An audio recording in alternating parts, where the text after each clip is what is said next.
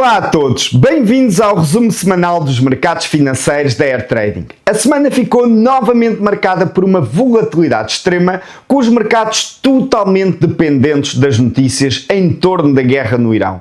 Logo no início da semana, um simples post de Donald Trump a indicar que as negociações com o Irão estavam bem encaminhadas foi o suficiente para provocar um forte movimento de alívio nos mercados financeiros. Os índices dispararam e o petróleo afundou-se, isto em apenas poucos minutos. No entanto, essa narrativa foi rapidamente contrariada por Teherão, que negou qualquer avanço nas negociações, e a partir daí voltámos ao padrão das últimas semanas. Ou seja, ao longo dos dias o mercado voltou a perder força, com os índices a terminarem a semana junto a mínimos das últimas semanas, na verdade mínimos do ano, enquanto o crudo WTI regressou acima dos $100 por barril, refletindo o risco contínuo no Estreito de Hormuz. E por falar no Estreito de Hormuz, Trump acabou ainda por prolongar o ultimato para a abertura do Estreito de Hormuz até ao dia 6 de abril, mantendo o mercado preso a headlines e sem visibilidade clara sobre o desfecho desta situação.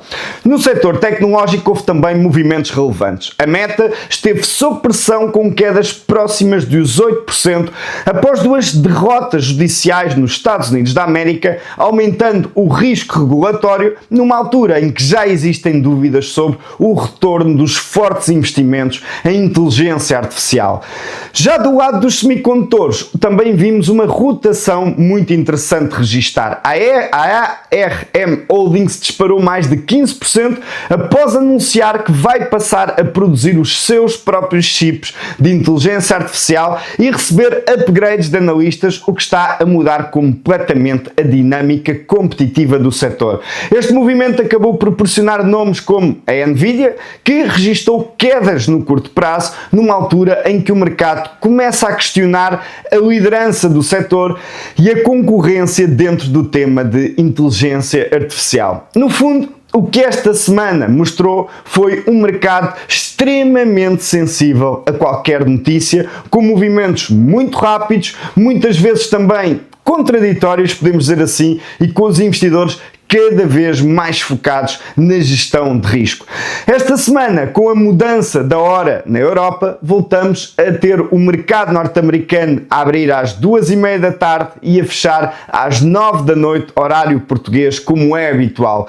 Para além disso, destacamos o dado da inflação na zona euro, que será publicado na terça-feira de manhã, e o dado dos non-farm payrolls, que será publicado na sexta-feira, dia em que as bolsas estarão fechadas devido ao feriado de Sexta-feira Santa. E com base em todos estes dados, vamos agora ver como reagiram os ativos até ao fecho do mercado na sexta-feira.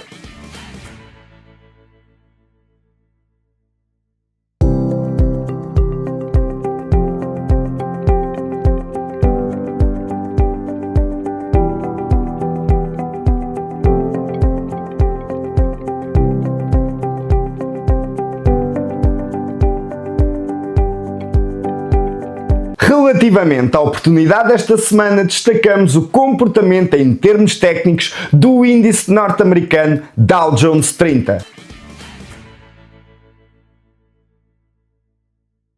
Observando o gráfico em velas diárias do índice norte-americano Dow Jones 30, é possível observar que ao longo do último ano estivemos constantemente numa tendência ascendente, que só recentemente, no início deste mês de março, é que essa tendência terminou. E foi com o fim dessa tendência ascendente que demos então início a estratégias de posicionamento curto para aproveitarmos uma eventual correção no mercado que tem vindo a suceder há várias semanas consecutivas e que na última semana não foi exceção. Então a oportunidade que durante a última semana identificámos no Dow Jones passava por negociar a favor deste swing descendente quando o preço se aproximou da linha de resistência que tínhamos aqui de mais curto prazo, ou seja, uma linha que vinha desde os preços de abertura do dia 26 de fevereiro e que tocava no maior número de pontos possível, tinha funcionado como região de pressão vendedora. Portanto, era uma zona que tínhamos identificado como uma zona interessante para vender, tendo em conta o atual momentum descendente e tendo em conta que esta região entre os 24.500 e os 24.800 iria apresentar-se como uma importante zona de pressão vendedora. Então, após a forte reação no início da semana, a verdade é que o Dow Jones abrandou junto a essa região e foi aí que durante os dias seguintes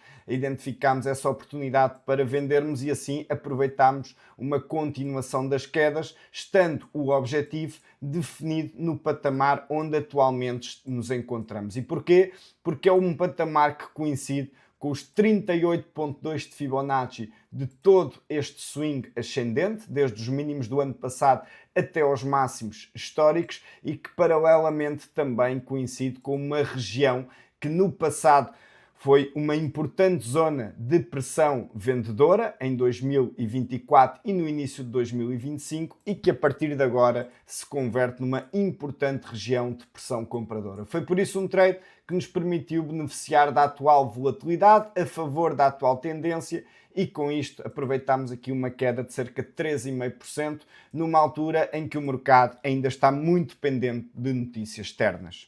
Caso pretenda conhecer os nossos serviços e perceber de que forma se pode tornar um investidor com ganhos consistentes e sustentáveis, entre em contacto connosco através do nosso WhatsApp ou telefone ou, se preferir, através do nosso e-mail. Desejo-lhe uma boa semana de trading e até para a semana.